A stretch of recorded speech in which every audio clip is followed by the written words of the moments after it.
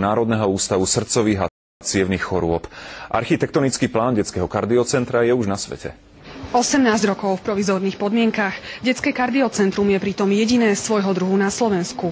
Kardiocentrum je v detskej fakultnej nemocnici roztrúsené na viacerých poschodiach. Priestory si len prenajíma. Túto miestnosť, čo vidíte, bola kedysi úpravňa postelí. Nemocnica nebola stávaná pre rodičov, aby boli spolu s detičkami.